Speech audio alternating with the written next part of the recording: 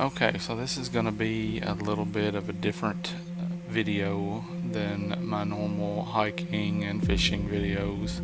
I'm actually going to read a kind of a scary story from Reddit that supposedly took place in the Hoosier National Forest. Now, that being said, I don't have any feelings one way or the other about the truth of this. I just found it on Reddit. It had to do with the Hoosier National Forest, so I thought I would read it.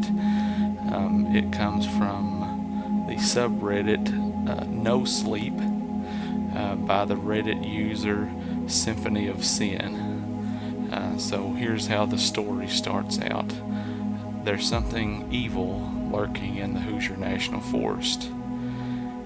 I've been more than a little hesitant to post this, but after what just happened on my last hike, I feel like there's no other choice.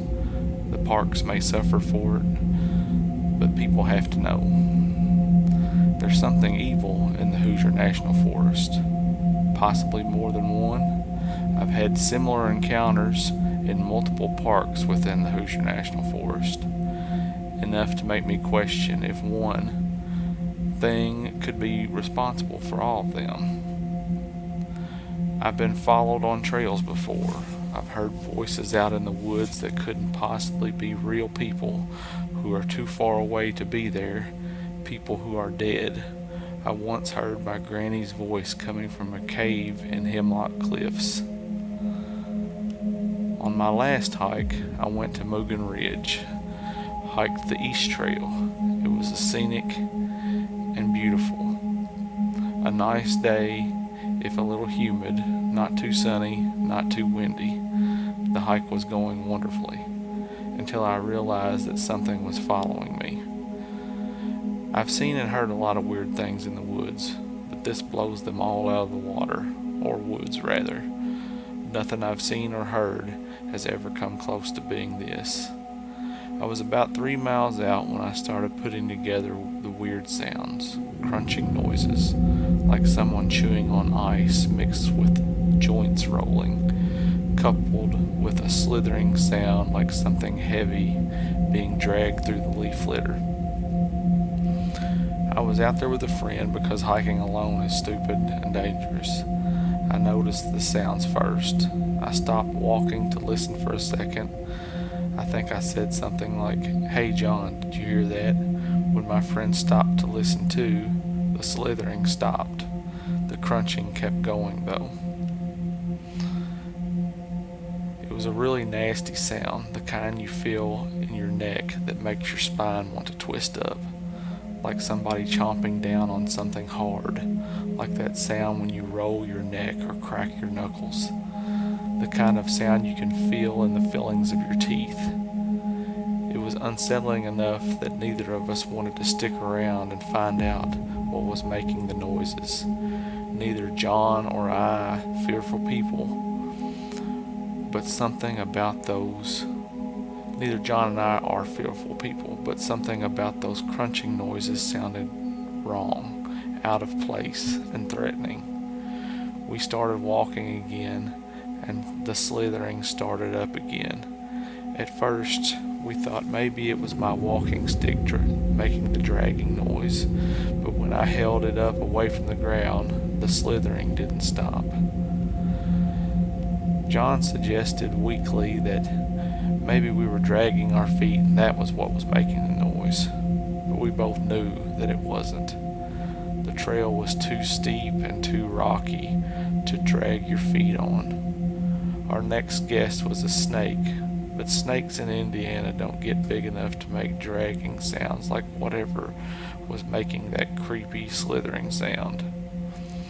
That was about when we started to hear the heavy breathing, like someone behind us was panting down our necks. Once that started up, we really began crapping ourselves with fear, because black bears have been sighted recently in Harrison County, a stone's throw from Perry County where Mugen Ridge is. We were certain that at any second a bear was going to jump out of the stand of trees and eat us both alive. And until the whispering started. At that moment, we knew it was not a bear. Bears do not whisper. Nothing in the woods whispers, not even mockingbirds. That just made it so much worse, because whatever was breathing down our necks, whatever was crunching and slithering behind us, was speaking, and it knew our names. John, John. Ash, Ash. John, John, John. Ash, Ash, Ash. Look at me, John. Look at me. Ash, look at me. Turn around, turn around. Turn around and look at me. And all the while it whispered, the chomping sounds continued. I began to fear that those sounds were it chewing on the bones of the last hiker that came through here. I braved a glance over at John, and John braved a glance over at me, and there were tears running down his face like the Ohio River was flowing through his eyeballs.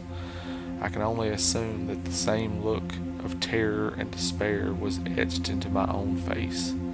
I wanted nothing more than to run away, run all the way to the end of the trail, and get in the car and never, ever come back here. To never go within 10 feet of another tree ever again. But the hill we were climbing was too steep to run up.